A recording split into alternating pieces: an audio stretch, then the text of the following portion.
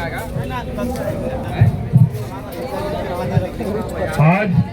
जंतर मंतर पे हम अपने मार्गदर्शक वरिष्ठ लीडर सूर्य सिंह बेसरा, हमारे राष्ट्रीय अध्यक्ष विश्वनाथ वाकड़े जी, हमारे राष्ट्रीय महासचिव प्रेमसाई मुंडा जी, इन सभी के नेतृत्व में आज जो हमने अपने सेंसस में सेपरेट कॉलम की जो बात कही है और जो हम सरकार से कई दशकों से मांग कर रहे हैं, पर हमारी मांगों को नजरअंदाज किया जा रहा है। देश में जितने भी हमारे कॉन्स्टिट्यूशनल राइट्स हैं, वो राइट्स हमारी आजादी के बाद से इस देश की सरकारों ने हमें दी नहीं है। इस बात को आपको समझना है साथियों। हम लड़ाई लड़ रहे हैं, सड़क पे उतर रहे हैं, आंदोलन कर रहे हैं, लेकिन सरकार जाग क्यों नहीं रही है? ये भारत देश का जो सरकार का सरकारी तंत्र है, ये तंत्र क्यों हमारे लिए एक्टिव नहीं है? इस बात को आपको समझना है, क्योंकि इनकी मानसिकता ही नहीं है कि हम आदिवासियों की पहचान बचाने के, इनके अधिकारों को, इनके राइट्स को संरक्षित करने की और धरातल पे लागू करने की। इसलिए समस्याएं हर दिन बढ़ते जा रही है। हर स्टेट में देखिए आप, आपके जल जंगल जमीन को लूटा जा रहा है, हमारे साथ में बदमाशी की जा रही है, सारे संवैधानिक प्रावधान को बाहर रखते हुए जबरदस्ती की जा रही है। आज आप देखते हैं कि उड़ीसा में हो, चाहे झारखंड में हो, मध्य प्रदेश में हो या यूपी में हो, हर जगह आप देख लीजिए माइनिंग के लिए हमारी जमीनों को, हमारे जंगलों को लूटा जा रहा है, इस देश के पर्यावरण को लूटा जा रहा है। साथियों, जैसे कोविड में ऑक्सीजन के लिए हम तरस गए थे, और आने वाले समय में अगर ये ऑक्सीजन नहीं रहा तो क्या होगा? साथियों, इस देश का एक एक नागरिक जिसको जरूरत है, जिसको इस देश में अच्छे से रहने के लिए उसके राइट्स है, नैतिक उसका मौलिक अधिकार है, उस मौलिक अधिकारों से वंचित किया जा रहा है। साथियों, इस देश के सिस्टम में इस देश के नेता भी हैं, इस देश में सरकारी तंत्र में बैठे हमारे ब्यूरोक्रेट भी हैं, इस देश की नेशनल सिक्योरिटी में जितने भी हमारे लोग शामिल हैं, उनके भी परिवार हैं, उनके भी बच्चे हैं। उनको भी ये सारी चीजों को समझना चाहिए कि देश का सिस्टम क्या कर रहा है। आज एक प्रोटेस्ट हमारे साइड में हो रहा है कॉकरोच का, वो भी कहीं ना कहीं देश के सिस्टम के ऊपर उंगली उठाया हुआ है और कहीं ना कहीं एक सिस्टम से प्रभावित है। तो साथियों, इतनी बड़ी जो विडंबना इस देश में चल रही है, लेकिन इस देश के जो नागरिक है कहीं ना कहीं दबे हुए हैं।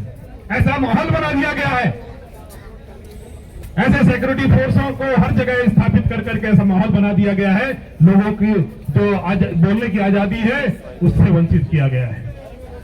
साथियों, जो भी बोलता है उसे कहीं ना कहीं नक्सली, कहीं ना कहीं आतंकवादी और कहीं ना कहीं देशद्रोही का थप्पा लगाकर उसे अंदर कर दिया जा रहा है।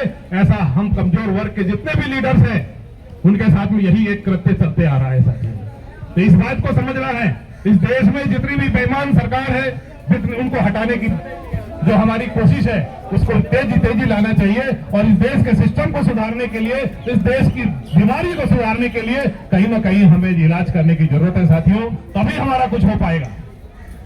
साथियों, जब कई दशकों से जैसे हम देख रहे हैं कि हमारे लोग संसद में बैठे हुए हैं, 1950 के बाद से संसद में कितने सारे सांसद आए, कितने विधानसभाओं में हमारे विधायक आए, जिन्होंने हमारे हितों के लिए आज तक कोई बात नहीं रखी। इसी कारण से 1950 के बाद से हमारे लिए जो राइट्स बने उन्हें या तो संशोधित कर दिया गया या उन्हें खत्म करके हमारे को उन अधिकारों से वंचित किया गया है। साथियों, ये हमारे एक एक बुद्धिजीवी वर्ग को 1950 से लेकर आज तक की समीक्षा करना चाहिए, क्योंकि अगर आप समीक्षा नहीं करोगे, विश्लेषण नहीं करोगे तो कैसे जानोगे? आपको केवल जब भी चुनाव आते हैं, आपको केवल वहां पे चुनावी भाषण में लॉलीपॉप दिया जाता है, आपका एक अच्छे भविष्य की बातें की जाती है, लेकिन जैसे ही जब वो गद्दी में बैठते हैं और सत्ता में जब आ जाते हैं तब आपके तरफ देखते नहीं है। सर, इन सबको आपको देखना बहुत जरूरी है। आज अपने अपने इलाकों में जाइए और ये जो सारी हमारी जो समस्याएं हैं उनके लिए हमारे लीडरों को तैयार करिए। आज 47 सांसद हमारे इस देश में संसद में बैठे हुए हैं, लेकिन एक सांसद के अलावा 46 सांसद क्या कर रहे हैं? क्यों गुलाम बने हुए हैं? हम बोलते हैं अपने आप को कि इस देश के मूल मालिक हैं, और मूल मालिक होने के बाद में हम गुलाम की जैसे अपने होठों में, अपने मुंह में जिप लगाए हुए हैं। तो इस बात को आपको समझना है, क्योंकि हमें जब तक विधानसभा और लोकसभा में हमारे लोग नहीं जाएंगे, हम जब तक पावरफुल नहीं बनेंगे, इस सत्ता में जब तक हम नहीं आएंगे, इस देश का सिस्टम को हम नहीं सुधार पाएंगे। आज देख रहे हो, पैसे से हो चाहे ताकत से हो, इस सत्ता में कैसे लोग आ रहे हैं। आप इस बात को समझ लीजिए सर, आज सबसे बड़ी ताकत है तो वो सत्ता की ताकत है, पावर की ताकत है, और पावर में जब तक हम नहीं आएंगे, इस देश में कुछ नहीं कर पाएंगे। इसलिए अपने अपने क्षेत्रों में छोटे से लेके बड़े बड़े जो हमारे संवैधानिक पद है, उस पर हमारे विचारधारा के लोगों को बैठाना है। जो हमारे संरक्षक की बात करे, जो हमारे विकास की बात करे, जो हमारे डेवलपमेंट की बात करे, ऐसे साथियों को हमको ऊपर लाना है। हमको इसी बात को ध्यान में रखते हुए आप दिल्ली से एक संदेश लेके अपने अपने इलाके में जाना है कि आने वाले समय में आपको 2027 के चुनाव जो होने वाले हैं, उसमें कहीं ना कहीं परिसीमन के नाम से फिर से हमें गिरफ्त में लेने की एक तैयारी चल रही है साथियों। आपके क्षेत्रों में जहां भी परिसीमन होगा, उस परिसीमन में आपको बिल्कुल नजर गड़ा के बैठना है साथियों, क्योंकि आज यूसीसी की बात कर रहे हैं। केंद्र से हमें कहा जा रहा है कि हम आदिवासियों को बाहर रखा जाएगा। भाई आप राजपत्र में घोषित क्यों नहीं कर रहे हो? हमारे राष्ट्रपति महोदया बैठी हुई है, क्या कर सकते हैं आप जान रहे हैं। आज मणिपुर की बात जब आई, तो मणिपुर में जब पहला वहां वायलेंस हुआ था, उस समय हमारा यहां से पूरे आदिवासियों का डेलीगेशन वहां गया था, और वहां डेलीगेशन जब गया था तो वहां देखे हमने कि वहां युद्ध जैसे हालात थे, वहां लावारिस छोड़ दिया गया था वहां के नागरिकों को।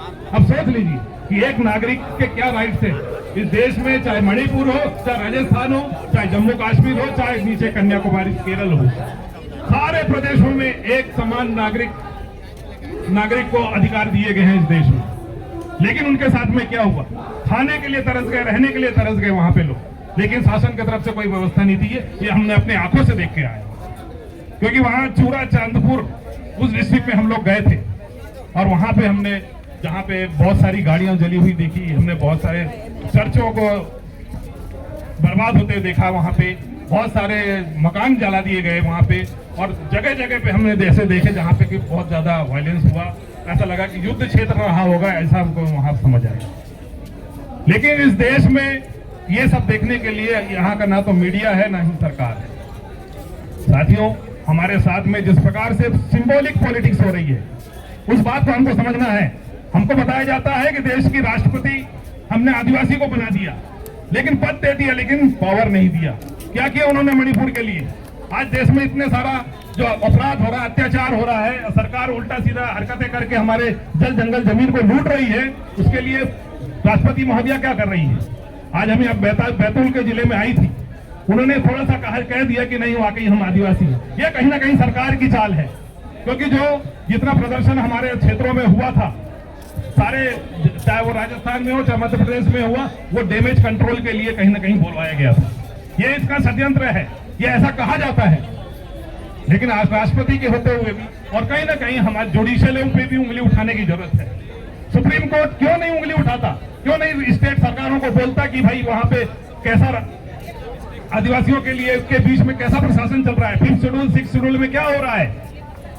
जब इतना कुछ हो रहा है, उसकी रिपोर्ट से राज्यपाल दे रहे हैं या नहीं दे रहे हैं, इस बात को भी आपको समझना है।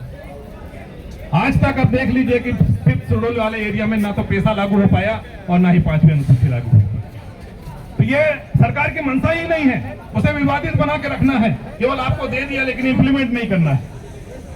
ये बहुत सारी चीजें हैं जिनको आपको समझने की जरूरत है, क्योंकि हम तो बहुत सारी प्रॉब्लम को गिनाते रहते हैं, लेकिन सिस्टम को सही करने के लिए क्या कदम उठाएंगे उस पर हमारी बात होनी चाहिए। और जब तक हम सिस्टम नहीं सुधारेंगे, जब तक इस देश में कुछ नहीं होने वाला है।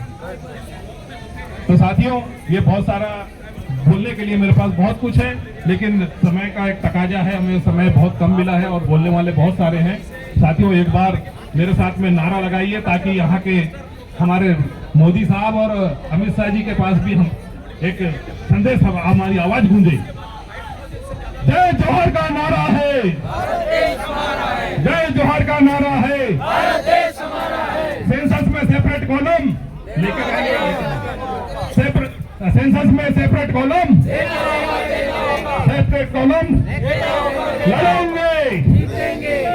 लड़ेंगे एक तीर एक कमान एक तीर एक कदम